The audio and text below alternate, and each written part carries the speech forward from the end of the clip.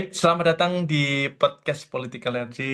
Kembali lagi, sahabat Energy. Kita di episode yang kali ini kita akan membawakan tema dengan subtema yaitu apakah energi terbarukan solusi atau ilusi untuk masa depan Kalimantan Timur. Nah, di podcast kali ini dengan tema tersebut kita akan mengundang dan kita akan berkolaborasi bersama tim dari Pusaka Kaltim yang salah satunya kita akan mengundang juga narasumber yang cukup di bidang expert di bidang apa ya energi terbarukan ini yaitu bersama Kak Diah Ayu.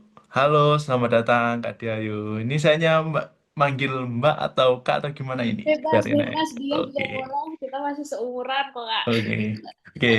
Mungkin lebih akrabnya saya manggil Kak aja ya, biar kita biar enak lah diskusi pada hari ini. Oke Kak, hari ini kita akan berdiskusi yang dimana kita akan menggunakan tema terkait apakah energi terbarukan solusi atau ilusi untuk masa depan Kalimantan Timur dan Ibu Kota Nusantara. Karena apa? Karena Timur ini berada di persimpangan sejarah per hari ini. Di satu sisi, wilayah ini adalah jantung energi fosil di Indonesia. Batu bara, minyak, dan gas telah menggerakkan ekonomi selama puluhan tahun.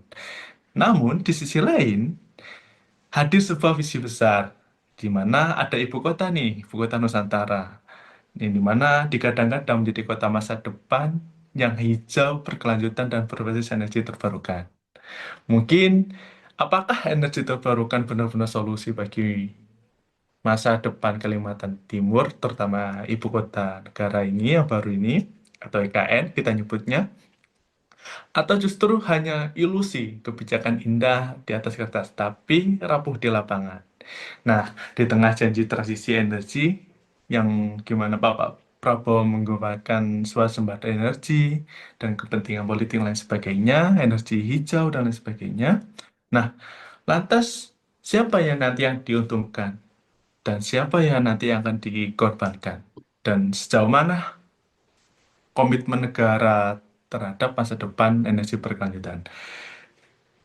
Baik, kita langsung saja akan berdiskusi dengan Kak Diayu dengan satu narasi yang dimana mungkin saya akan mencoba melempar nih. Hmm. Oke Kak Diayu, menurut kakak nih, apakah Kalimantan Timur ini benar-benar siap meninggalkan ketergantungan pada energi fosil? Karena per hari ini Kalimantan Timur sangat banyak memproduksi energi fosil itu menuju energi keberlanjutan. Monggo, silakan Kak Diayu. Ini pertanyaan pertamanya cukup berat ya, langsung ya. Langsung ngomongnya nggak pakai ini, nggak pakai basa-basi. Iya, teman-teman mungkin salam kenal juga buat teman-teman yang selalu menyaksikan podcast Political Energy ya, bersama Kak Sarofi gitu. Salam kenal, aku dia. Dan tadi itu sempat disinggung bahwa aku expert. Enggak, teman-teman ya, aku belum se-expert itu. Tapi memang mencoba untuk sama-sama belajar lah, sama-sama Kak Sorfi juga dan tentunya teman-teman yang bakal menyaksikan nanti. Dan mungkin kalau misalnya nanti di kedepannya akan ada penyampaian-penyampaian aku yang kurang, itu bisa jadi bahan diskusi atau masukan juga buat aku pribadi dan tentunya buat kita bersama. Nah, tadi tuh bahas ini menarik ya, mengenai energi terbarukan dan Kalimantan Timur gitu. Kalau pertanyaannya siap atau tidak gitu kan, siap atau tidakkah Kalimantan Timur itu eh, meninggalkan ketergantungannya gitu, dari energi bahan bakar fosil. Meanwhile, tadi udah disebutin tuh sama Kak Sarofi bahwa hari ini Kalimantan Timur itu termasuk salah satu produsen batu bara terbesar di Indonesia. Itu kita nggak bisa menutup fakta itu ya gitu. Jadi kalau misalnya kita berbicara siap atau enggak gitu, aku rasa kita perlu ngeliat nih, target kita tuh apa sih gitu kan. Wacana besar kita tuh apa sih, rencana jangka panjang kita itu apa sih. Kemudian kita lihat lagi di ke lapangan, targetnya gimana gitu kan. Apa realisasinya seperti apa gitu di Kalimantan Timur. Kita harus buka mata bahwa hari ini produksi batu bara di Kaltim itu sebenarnya mengalami pelonjakan drastis, teman-teman.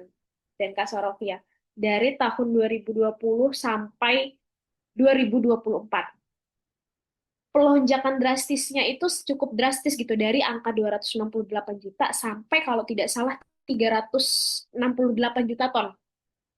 Di mana itu tuh sebenarnya setara sama dengan 44% total dari produksi batubara nasional. Gitu ya.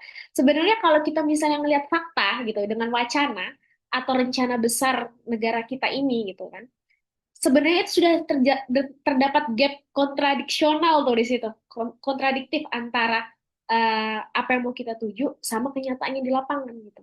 Itu kita nggak bisa menafikan. Jadi kalau misalnya kita ditanya siap atau tidak, kalau berdasarkan realita yang ada, sepertinya belum. Sepertinya belum. Apalagi khususnya di Kalimantan Timur dan IKN. Dan mungkin tadi juga sempat di-mention gitu ya mengenai energi terbarukan bahwa memang teman-teman saat ini tuh kan Indonesia lagi meratifikasi Paris Agreement yang memang tujuannya adalah pengurangan gas rumah kaca. Pengurangan gas rumah kaca ini ingin kita capai dengan transisi energi. Nah, tapi mungkin nanti bisa kita diskusikan lanjut kali ya sama Kak Sorofi sebenarnya transisi energi seperti apa sih yang kemudian harus kita tuju dan juga kemudian apakah Kaltim dan IKN itu sudah mengarah ke sana atau belum atau justru mandek atau justru mundur. Itu mungkin pembuka dari aku sedikit ya, Kak Sarofi. Untuk pertanyaan pertama tadi yang cukup berat. Oke, mungkin saya akan mencoba meng-highlight dari beberapa perkataan Kak Dia perihal menjadi produsen ini. Kalau kita bicara produsen kan bicara berarti ya sumbernya di situ.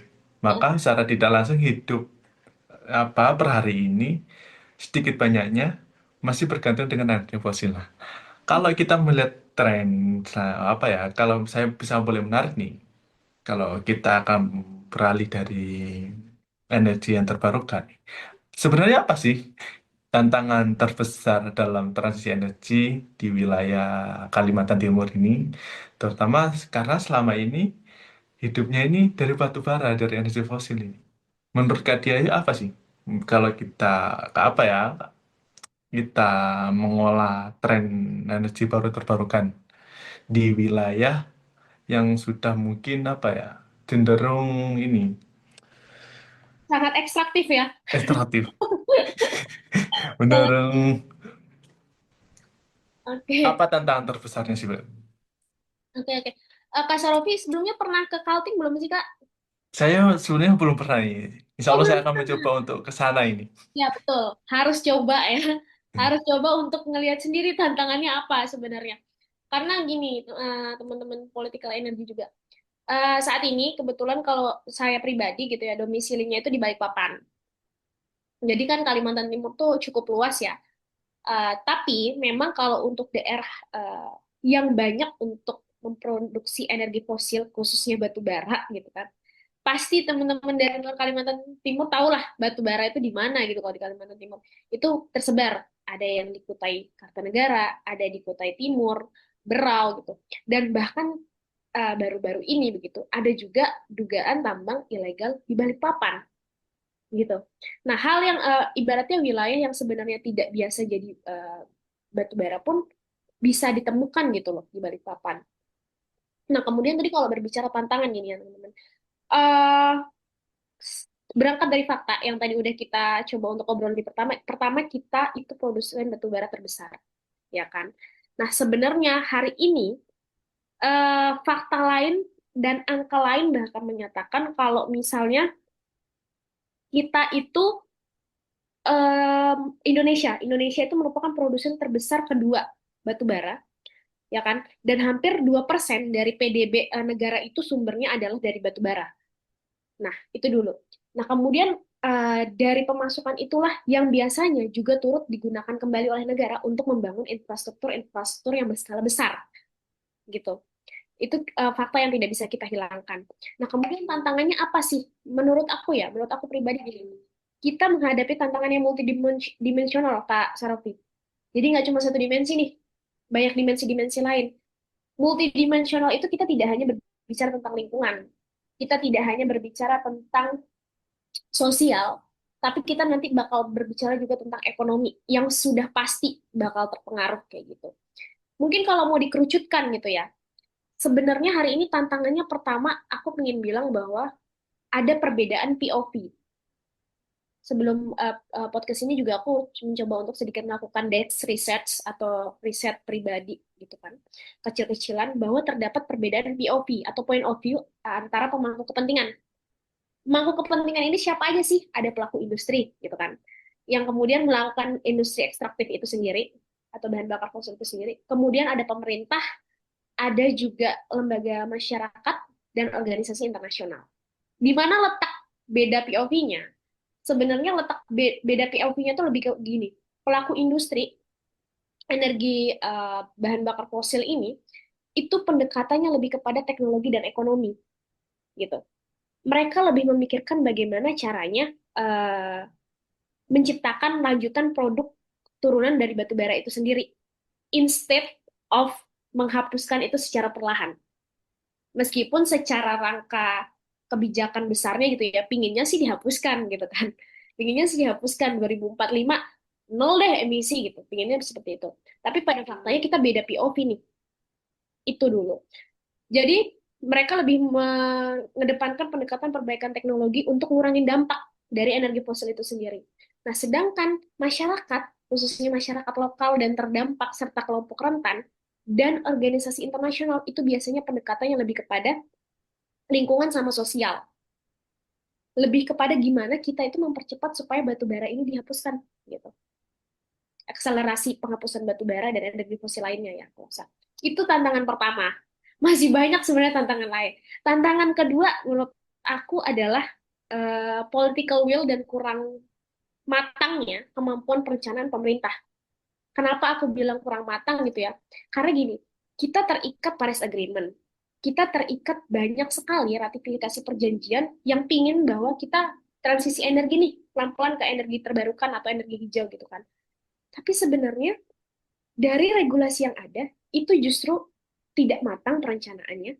Kemudian kedua, tidak transparan, meaningful participation-nya dari publik. Kemudian yang ketiga, malah justru ada kebijakan yang itu tuh kontradiktif. Contohnya apa? Contohnya misalnya Undang-Undang Minerba dan Cipta Kerja, gitu kan.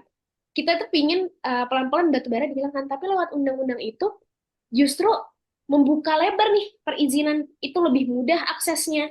Otomatis bakal meningkat dong, ya kan? Otomatis bakal meningkat dong industri batu bara itu sendiri. Itu sebenarnya yang menjadi tantangan tersendiri gitu. Kemudian ketiga menurut aku adalah ketergantungan ekonomi Kak Surafi.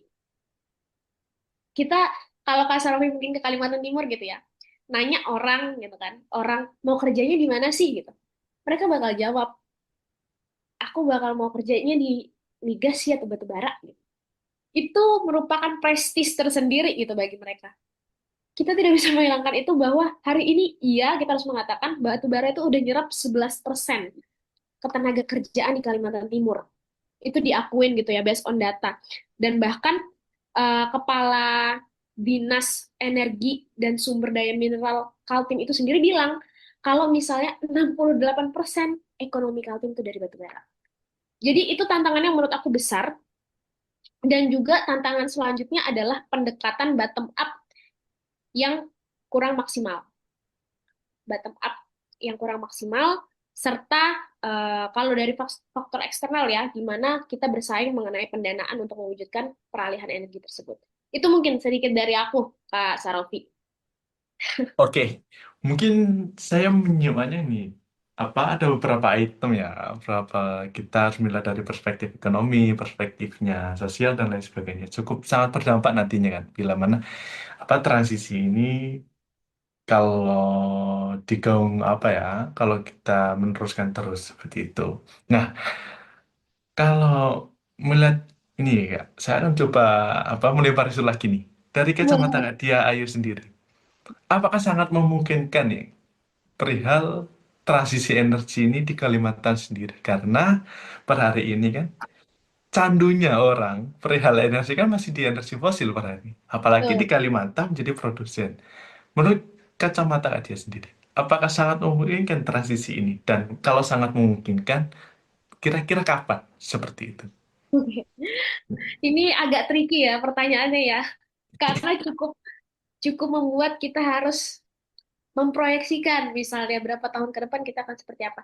Ini kalau bicara kemungkinan Kak Solvi, aku yakin kemungkinan itu selalu ada. Tidak, kemungkinan itu tidak mencapai kata nol atau huruf nol, apa angka nol gitu.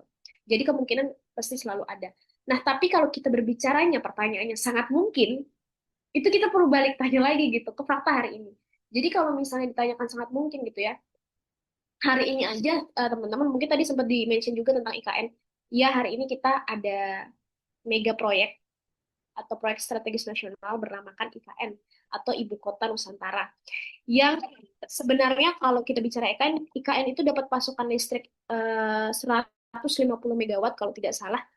Itu aja diperoleh dari 26 pembangkit berbahan bakar batu bara gitu. Untuk proyek sebesar itu yang dilaksanakan di Kalimantan Timur. Jadi kalau misalnya kita mau bandingkan gitu, sebenarnya energi terbarukan yang dipakai di proyek IKN itu kurang lebih hanya 50 megawatt. Artinya, 75% energi di IKN itu bahkan berasal dari energi fosil. Jadi kalau misalnya dibilang sangat mungkin atau tidak diterapkan di Kaltim, tergantung gitu ya. Kayak jawaban anak-anak hukum pada umumnya, Kak. Tergantung gitu. Kenapa tergantung itu? Tergantung tantangan-tantangan yang udah tadi aku coba untuk mention itu bisa teratasi dengan baik atau tidak. Khususnya political will sih, memang yang utama dan terutama gitu ya. Karena eh, juga latar belakang aku dari hukum, mungkin aku akan lebih banyak membaca atau melihatnya dari perspektif itu gitu sebagai bidang yang aku jalanin. Political will dari pemerintah gitu. Karena banyak Kak sebenarnya kebijakan-kebijakan energi nasional yang ada. Tapi kalau di survei gitu dari 12 regulasi kebijakan energi nasional, itu tidak semuanya itu di dalamnya mencerminkan transisi energi yang berkeadilan. Sedangkan gini, faktanya hari ini kan kebanyakan kita misalnya transisi energi nih, atau kita menggunakan energi fosil. Tapi yang dapat untungnya itu Kak orang-orang atas nih, para elitis-elitis aja. Sedangkan masyarakat lokal yang langsung ada di lingkungan itu seringkali terdampak. Dan itu yang masih juga menjadi kesulitan dan tantangan. Kenapa itu bisa terdampak? Karena salah satunya tidak dilakukan. Tidak dilakukan itu apa yang tidak dilakukan? Partisipasi publik tadi. Gitu. Itu sih yang mungkin menurut aku menjadi salah satu tantangan yang cukup memperkecil kemungkinan untuk kita beralih dari bahan bakar fosil ke energi terbarukan. Itu Kak Sarofi. Oke, berarti kan ada maksudnya keinginan kan sebenarnya kan ada, tinggal bagaimana kebijakan dan regulasi itu bisa memperkuat hal itu tersebut kan, seperti Iya, kan itu. Karena kan di beberapa jurnal tuh mengatakan misalnya kurang lebih 50 tahun ya, kurang lebih 50 tahun energi fosilnya akan habis. Nah, lantas kita akan seperti apa kalau kita masih pergantungan per hari ini masih tergantungan energi fosil walaupun secara tidak langsung ya, emang energi fosil ini memang ada, berarti kita manfaatkan lah. Kalau energi apa terbarukan memang butuh proses, regulasinya seperti apa dan lain sebagainya. Oke, tadi Kak Diayu sedikit menyinggung perihal IKN, Ibu Kota Nusantara. Nah, saya ada sedikit apa ya pertanyaan perihal yang dimana isu IKN ini kan akan menjadi isu apa ya yang digadang-gadang lah menjadi nantinya apa ya ibu kota yang berbasis energi terbarukan, non zero emisi karbon, terus yang digadang-gadang juga nantinya kota hijau dan sebagainya. Nah, dalam konteks kalau kita saya nyambungkan dengan apa ya transisi energi dalam konteks IKN ini, apakah energi terbarukan ini akan menjadi kebutuhan yang nyata nantinya di IKN, atau hanya cuma sekedar janji manis politik saja biar semua orang datang kepada ke IKN, seperti itu. Kalau dilihat dari kacamata Kak Ayu sendiri. Monggo, silakan.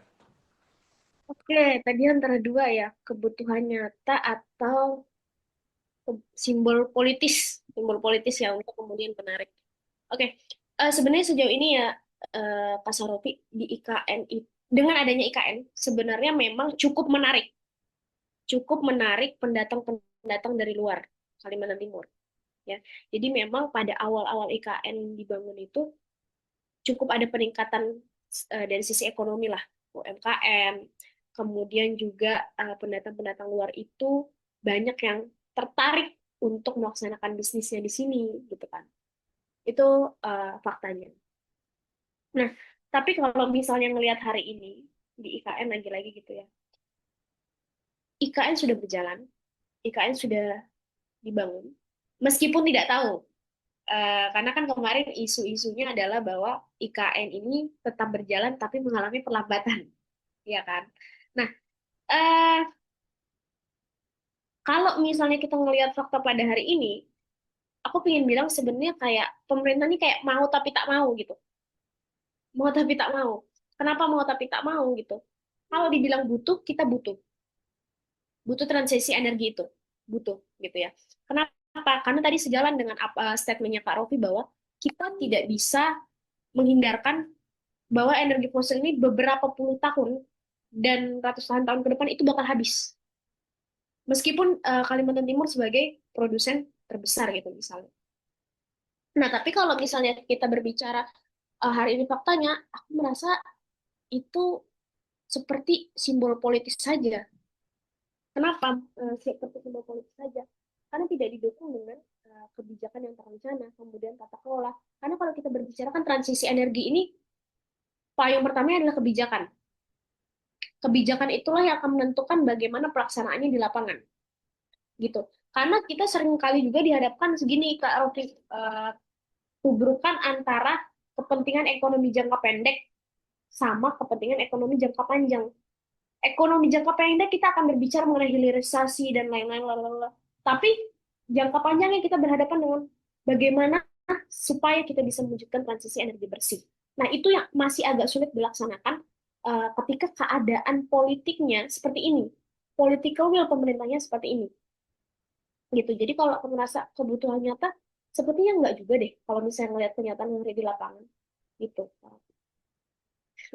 Oke, apa?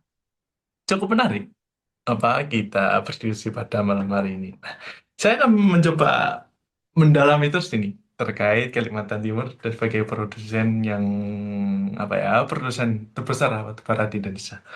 Kalau kita mengasumsikan hal tersebut, terus kita coba versus ya, kita coba memversuskan dengan bagaimana hari ini pemerintah menggemborkan terhadap energi hijau, swasembada energi, dan transisi energi dan sebagainya, dan juga energi terbarukan. Prabowo sangat menggencarkan hal tersebut pemerintahan hari ini. Beberapa kali ya, terutama didukung dengan Paris Agreement, beberapa kali di forum-forum internasional juga mengatakan, ya kita Indonesia kan energi hijau. Sebagainya. Nah, lantas di Kalimantan sendiri nih, sebagai produsen ini, apakah ada masih langkah untuk mencoba ini ya, untuk mencoba mengalihkan energi fosil menuju energi hijau? Kalau ada, seperti apa sih? Seperti itu. Di Kaltim ya. Ya, entah dari kebijakan, entah dari apa. Enggak. Mungkin kalau misalnya aku berbicara dengan transisi energi, itu lebih kepada kebijakan tingkat pusat atau nasional sih Kak sebenarnya. Karena tadi yang aku bilang bahwa sebenarnya banyak kebijakan yang kita memproyeksikan ke arah transisi energi, ya.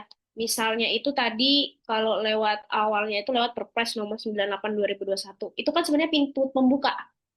Karena di dalam Perpres itu pingin bilang bahwa kita ini harus ngurangin emisi loh hingga turunnya 41% nanti di 2030. Itu sebenarnya kan bentuk apa ya? Bentuk komitmen dalam hal pendekatan kebijakan, ya kan? Eh, Kemudian banyak juga kebijakan-kebijakan atau KEN lain gitu, kebijakan eh, energi nasional lain yang juga diwujudkan lewat misalnya Undang-Undang 30 tahun 2008 tentang ketenaga listrikan kalau tidak salah, dan banyak kebijakan lain. Jadi kalau misalnya ditanyakan sebenarnya itu sudah dilakukan, itu sebenarnya kita udah mulai melakukan sedikit demi sedikit di Indonesia. Dan itu juga berlaku di Kaltim gitu. Nah, tapi memang kalau di Kaltim ini kenapa aku masih bilang sulit? Karena dominansi industri ekstraktifnya itu lebih besar Kak daripada misalnya di Jakarta, di Jawa gitu kan. Di Jakarta mah di Jawa memang perekonomian berputar cepat gitu, tapi bukan pada industri ekstraktif. Nah, sedangkan kita, yang tadi yang kayak aku bilang, sesimpel kita nanya orang aja deh, dia, kamu mau kerjanya di mana sih? Gitu. Ya pandangan mereka tuh cuma satu, kerja yang enak, kerja yang ibaratnya berpenghasilannya banyak gitu kan, yang paling mungkin dan paling gampang nih dia di hire itu adalah di bidang energi fosil itu sendiri. Tuh Kak Selvi. Oke, ini kan dia. Saya akan kembali lagi mencoba ke ini ya, ke ibu kota Nusantara ya. Ini, kalau saya melihatnya, apakah Kak dia melihat sebuah yang nantinya, yang ibu kota ini yang dikatakan menjadi energi hijau, apakah masyarakat lokal di Kalimantan Timur khususnya ya, itu dilibatkan nggak dalam perencanaan energi yang ada di IKN ini?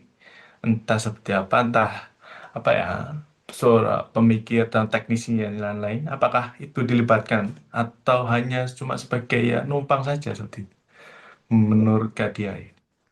Ya, oke. Gini, sebenarnya pembicaraan tentang energi itu ada. Kalau dibilang ada. Contohnya kayak beberapa waktu kemarin itu misalnya Bapeda, eh, saya lupa kalau nggak salah Bapeda Provinsi Kaltim itu mencoba untuk mengadakan semacam FGD lah dengan GIZ, lembaga Jerman, yang juga fokus terhadap pendanaan, kemudian energi dan lain-lain. Nah, tapi kalau kita berbicara meaningful participation, tadi mungkin aku sempat mention juga di awal-awal, itu kan salah satu aspek yang penting ya Kak. Di luar Kalimantan Timur nih, kita mengesampingkan dulu deh seluruh Indonesia gitu kan. Kalau di Kalimantan Timur ini kan memang masih banyak Kak, teman-teman itu yang memang tinggalnya itu bukan di perkotaan. Kalau di Balikpapan ya, kalau misalnya Kak Kasarofi ke Balikpapan, itu mungkin bayangannya memang Balikpapan itu seperti kota metropolitan, kota yang didesain untuk hanya kerja, orang datang ke sini kerja, orang datang dari kota A, kota B, kemudian ke sini tuh kerja, gitu. Nah, tapi sebenarnya kalau misalnya kita mau ngelihat dan ngebuka, di sini tuh masih banyak juga wilayah kabupaten-kabupaten yang di dalamnya juga ada masyarakat-masyarakat adat, gitu. Nah, biasa kalau misalnya forum-forum FGD seperti itu ya, beberapa kali juga aku coba untuk ikutin, tidak hanya berbicara tentang transisi energi, misalnya juga tentang karbon, kemudian tentang funding, bagaimana menuju transisi energi tersebut, itu memang beberapa orang dilibatkan. Nah, tapi menurut aku masih sangat kurang, Kak. Apalagi terkait energi. Apalagi terkait energi. Terkait IKN aja, ini belum kita ngomongin energi nih ya, yang lebih eh, kerucut. IKN aja pada saat itu, ketika disahkannya IKN dan diketok palu, masyarakat tingkat tapak ini, di grassroots ini, masih banyak yang bertanya-tanya, Kak. Mereka senang IKN dipindah gitu kan. Tapi mereka tidak tahu apa yang akan mereka dapat, apa mitigasi resikonya. Nah, pembicaraan-pembicaraan kayak gitu yang masih kurang. Jadi kebanyakan mungkin hari ini ya tadi pendekatan pembedaan pendekatan POV, bahwa kita hari ini kebanyakan itu ngomongnya tentang gimana pengurangan emisi, kemudian efisiensi operasional. Itu yang dibicarakan di forum-forum seperti itu tuh. Tapi yang kurang biasanya adalah pembicaraan mengenai bagaimana partisipasi publik untuk turut dilibatkan. Dan partisipasi publik ini jangan hanya orang-orang yang atas-atas aja nih, ibu rumah tangga, kelompok perempuan, kelompok masyarakat rentan itu juga harus diikutkan. Masyarakat adat, kesejahteraan masyarakat, nah itu juga harus diikutkan. Jadi jangan sampai pembicaraan yang ada itu kayak sekarang kurang melibatkan masyarakat-masyarakat itu gitu. Gitu sih Kak, kalau misalnya sejauh ini. Soal energi tuh lumayan jarang kalau di Kalimantan Timur. Padahal Oh, Kalimantan Timur ini ya gerak cepet tuh energi fosil dan lain-lain. ya, oke, oke, oke. Nah, sebelum ini ya, sebelum saya mencoba lebih dalam lagi. Nah, kalau kita menskemakan nantinya Kalimantan Timur ini ya, yang awalnya menjadi produsen energi, terus kita skema menjadi nantinya menjadi berbasis energi baru terbarukan. Nanti kan yang paling berdampak ini kan adalah di bidang sektor pekerja. Hmm. Lantas kalau hal itu terjadi, menurut Kak Dia Ayu sendiri nih, Hmm. lantas dalam hal yang paling dirugikan adalah sektor pekerja, itu apa yang seharusnya nanti penanggulangannya, entah nanti wacananya atau kebijakannya seperti apa menurut Kak dia sendiri? Oke. Ini terkait pekerja ya. Ini memang karena tadi ini linear dengan yang aku sampaikan soal begitu banyak energi, bukan energi, begitu banyak tenaga kerja yang diserap dari energi fosil serta industri ekstraktif yang ada di Kalimantan Timur gitu. Nah, kalau misalnya ditanya, ketika misalnya itu terhenti, bukan terhenti, ketika misalnya kita beralih atau transisi energi ke energi hijau, yang harus kita pikirkan pertama adalah bagaimana eh,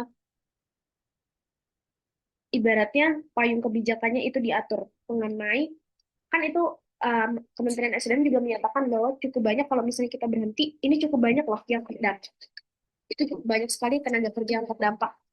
Bilang bahwa menunjukkan lebih dari 297.000 pekerja itu kerjanya di industri pertambangan batu bara. Itu berarti proyeksi kita nih segitu orang yang bakal di PHK secara massal kalau misalnya kita beralih ke transisi energi.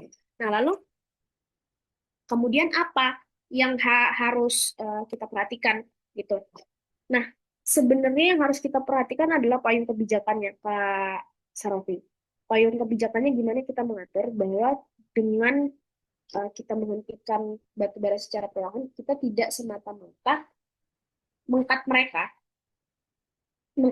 tapi kita harus berpikir ketika lapangan kerja yang awalnya ada ini dihapuskan, itu kita harus beralih ke lapangan kerja yang seperti apa, gitu. Itu yang kemudian harus kita pikirkan. Kemudian yang kedua adalah kebijakan mengenai transformasi ekonomi terencana, gitu. Artinya untuk apa sih? Untuk mengantisipasi dampak sosial dan ekonomi, kita harus mendiversifikasi, mengkelompok-kelompokkan. Kira-kira mana yang terdampak, gitu kan? Kemudian kita juga harus memikirkan, yang ketiga adalah memikirkan jalan alternatif lain, sektor lain selain fosil atau batu bara untuk kita aktifkan, misalnya ekowisata, gitu ya. Misalnya ekowisata. Meski mungkin memang tidak sebanyak serapan ke energi fosil atau batu bara, tapi itu kita harus dicari gitu. Itu sebagai bentuk mitigasi resiko yang hadir ketika kita melakukan peralihan energi. Itu kemudian kita juga harus buat roadmap energi yang realistis tapi terukur. Realistis tapi terukur. Jangan misal kita bilang nanti tahun 2045 kita bebas emisi gitu kan. Kita harus semuanya transisi energi hijau. Tapi ternyata pas kita ngeliat kebijakan, ah enggak kok ini masih dukung nih, masih dukung banget nih batu bara. Ini masih sangat membuka peluang nih untuk batu bara itu terus untuk dilanjutkan dan bahkan makin meningkat. Nah, itu yang biasanya kita kita itu punya target bagus. Kita punya target bagus, tapi kita tidak apa? Tidak realistis dan terukur gitu. Nah, itu memang kita akan berbicara lebih jauh lagi. Pasti kita bakal bicara bagaimana kepentingan politik, bagaimana eh, apa perbedaan POV tadi dan lain sebagainya. Itu Kak. Oke, Kak Diayu. Ini sebelum kita masuk ke segmen akhir, pertanyaan akhir. Nah, saya mau coba melontarkan beberapa satu pertanyaan akhir ini dengan yang mungkin cukup krusial juga. Menurut Kak Diayu sendiri, kebijakan apa sih yang sangat krusial yang harus segera dilaksanakan agar ibu kota Nusantara ini tidak menjadi proyek ilusi, terutama perihal energi hijau. Yang kedua, bolehlah Ayo mungkin ada patah dua kata untuk mengajak teman-teman kita generasi muda yang khususnya mulai memikirkan energi apa ya, mulai memikirkan transisi energi ini karena per hari ini saya melihatnya peran pemuda ini masih sangat minim sekali karena di sektor energi yang sangat apa ya, yang mungkin banyak memiliki jabatan dan sektor-sektor yang pemangku kebijakan masih peran apa masih banyak di kalangan orang tua seperti itu. Mungkin dua itu mungkin kayak. Oh, enggak. Sama dulu ya. Pertama, kebijakan krusial apa? Pertama gini Kak, karena sebenarnya yang tadi aku bilang kan kalau di IKN, bukan IKN aja sih sebenarnya, di Kalimantan Timur, itu kan cukup banyak proyek tambang yang beroperasi, sedang beroperasi, habis beroperasi, dan mau beroperasi. dan tidak jarang juga di dalamnya ada beberapa pertambangan ilegal. Jadi, menurut aku kebijakan yang harus dilakukan adalah moratorium izin pertambangan IKN di sekitar kawasan IKN. Dan tentunya tidak hanya di sekitar IKN aja gitu kan harapannya, karena kan kita Kaltim gitu ya. Jadi harapannya di memang pertambangan lain juga. Kemudian kedua, bagaimana proyek-proyek kontradiktif dengan wacana kita bahwa kita ingin mengalihkan energi fosil menjadi energi hijau itu dilaksanakan, dihentikan proyek-proyek kontradiktif itu. Kemudian yang kedua, kita membicarakan tentang transisi yang berkeadilan. Kita selalu membicarakan transisi energi, Kak Sarofi. Yang tadi aku bilang, kita selalu berbicara pada aspek teknis. Kita selalu berbicara pada aspek efisiensi, operasional, investasi. Nah, tapi yang tidak pernah kita, bukan tidak pernah, jarang sekali kita sentuh adalah bagaimana kita membicarakan pada aspek dampak sosial, ekonomi, dengan yang dihasilkan gitu. Contohnya apa? Pekerja-pekerja. Kita harus mengakui bahwa banyak juga loh pekerja informal yang kemudian terdampak ketika misalnya kita melakukan peralihan energi ini. Tidak hanya pekerja-pekerja yang formal saja, tapi banyak pekerja informal juga terdampak. Contohnya apa ya, pekerja-pekerja yang di luar pertambangan itu, misalnya UMKM dan lain-lain. Itu kemudian. Nah, selanjutnya tadi yang aku bilang buat roadmap mengenai diversifikasi ekonomi juga, serta yang paling penting itu sebenarnya adalah monitoring dan evaluasi. Percuma juga kalau misalnya kita ngelaksanain tapi nggak transparan misalnya. Percuma juga kita berdalih bahwa kita mau melakukan transisi energi dengan segala bentuk kebijakan, tapi ternyata tidak akuntabel ke masyarakat. Nah, jadi itu menurutku beberapa kebijakan yang cukup krusial gitu. Karena kan hari ini perizinan itu kan kebanyakan dipegang pusat, Kak. Jadi memang daerah itu terbatas, terbatas dalam hal perizinan. Mereka lebih kepada cenderung teknis aja gitu. Nah, kita berputar di pintu-pintu itu saja. Jadi itu yang harus menurut aku harus dikaji, didiskusi, dan memang tidak pernah menemukan akhir kalau misalnya membicarakan soal itu. Jadi itu beberapa kebijakan krusial yang menurut aku harus coba untuk dibicarakan kembali. Nggak lupa juga tentang Minerba dan Cipta Kerja, itu juga penting ya, karena itu ibaratnya aturan-aturan atasnya lah sebelum kita berbicara tentang aturan yang lebih teknis. Oke. Terus closing statement-nya tadi perihal ajakan untuk kaum muda Yang ini. ajakan ya, ajakan. Ya, Ajakan, oke. Memang benar, eh, anak muda itu Gen Z lah ya bahasanya, kayak kita-kita ini. Memang jarang banget aku lihat yang mau untuk terlibat langsung, untuk menyuarakan. Menurut aku gini, kita harus jadi waktu itu ada suatu kalau nggak salah seminar atau apa yang bilang tagline-nya tuh gini, no one left behind, no one left behind, jangan sampai ada yang tertinggal bahasanya, termasuk anak muda, termasuk anak muda. Nah, dalam hal ini aku pengen bilang nih ke anak-anak muda gitu, karena aku juga masih muda gitu ya. Pencerdasan dan pembangkitan awareness atau kesadaran itu bukan suatu hal atau suatu job desk yang bisa selesai dalam satu malam. Kita harus akuin itu. Proses pencerdasan dan pembangunan kesadaran itu adalah tugas sepanjang masa. Misal hari ini kita berdua yang ngobrol gitu kan, Kak Sarfi. Tapi kita harus berpikir gimana supaya teman-teman kita di luar itu juga turut aware gitu. Jadi menurut aku justru anak muda yang harus paling speak up, justru anak muda yang harus paling aware dengan segala pun caranya kalian deh hari ini gitu. Mau lewat video pendek, mau lewat TikTok gitu kan. Karena kenapa harus kita paling speak up? Karena yang nikmatin bumi ini ke depannya beberapa tahun lagi itu tuh bukan orang-orang tua kita yang ngambil kebijakan sekarang, enggak gitu. Tapi kita, dan anak-anak kita. Nah, pertanyaannya, apakah bumi itu cukup cukup umurnya untuk menampung usia kita pada saat itu nanti dan anak-anak kita. Itu mungkin ya, itu yang menjadi bahan yang lebih reflektif menurut aku dibanding kita terus ajakan-ajakan memaksa. Tapi itu dulu deh, refleksiin dulu. Karena kan ada kata-kata bahwa bumi tidak pernah cukup untuk manusia-manusia yang selalu merasa kurang gitu kan. Nah, jadi harapan aku itu bahan reflektif yang buat anak muda untuk renungkan. Kira-kira cukup nggak sih bumi ini kalau begini terus untuk kita? beberapa tahun ke depan dan akan. Itu dari aku, Mas Raffi.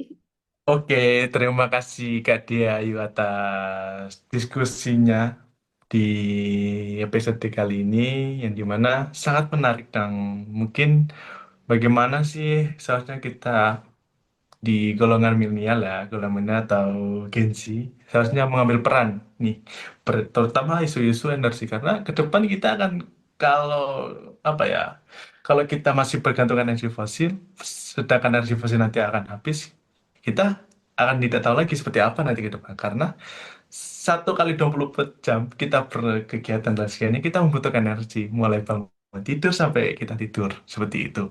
Oke, saya mengucapkan terima kasih atas berkenan hadir di podcast Politik Energi Kak Diayu. Mungkin next time saya akan undang lagi dan kita akan membahas tema yang berbeda. Mungkin itu saja yang bisa saya sampaikan. Saya mengucapkan terima kasih kepada salam ke tim tim Pusaka Kaltim untuk next episode selanjutnya. Oke, mungkin itu saja teman-teman podcast Politik Energi atau Sahabat Energi. Jangan lupa like, comment, and subscribe. Dan lupa di follow Instagram kita di podcast Political Energy. Kita akan kembali lagi dengan tema yang berbeda, dengan narasumber juga yang lebih expert juga di bidang energi dan transisi ini. Mungkin itu saja dan selamat berjumpa di episode berikutnya. Baik, terima kasih. Terima kasih Kak Baik, Ayu. ruang belajarnya. 2, 3, 4.